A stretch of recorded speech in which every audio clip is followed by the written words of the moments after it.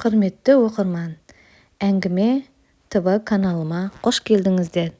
Менің каналыма тіркеліп, лайк басып, комментария жазуды ұмытпаңыз. Ішім боп-боз жылайын десем көзімнен жас шықпайды.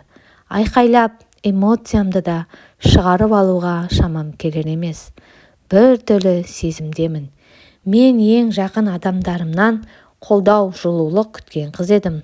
Ал олар менен құтылған жасық. Бәрін басынан бастайын. Жасым 28-де. 3 ағайындымыз. Алдымда ағам, сосын сіңілім бар. Мен бастауышта оқып жүргенде мамам қайтыс болған. Мектеп бітіретін жылы папамнан айырылып қалдық. Содан бері үшеуміз бір-бірімізге тіреу, сүйеу боп күн кештік.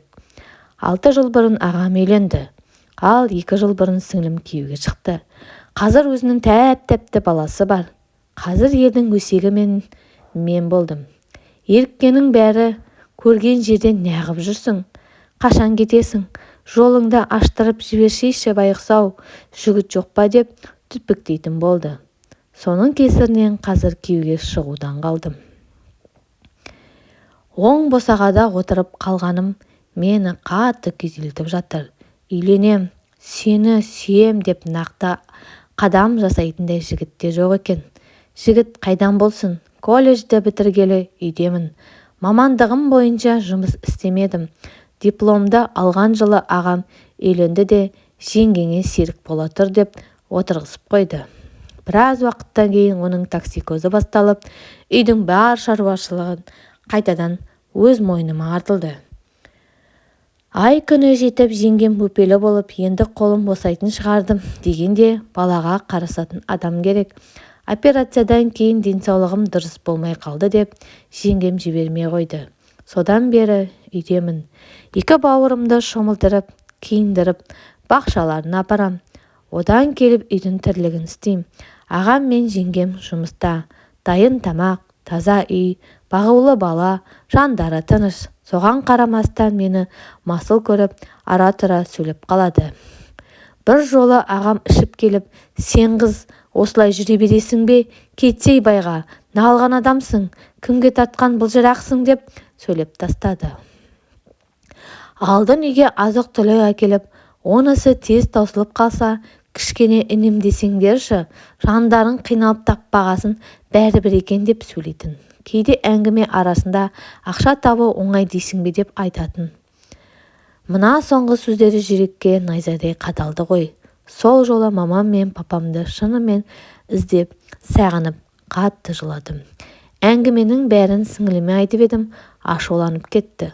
Ол мен сияқты емес, айтатын жерде айтып, сөйлейтін жерде сөйлеп алады. Бет-жүзің бар демейді. Бұл жолы да сөйтті. Дереу үйге келіп, әпкемге неге жылатасыңдар?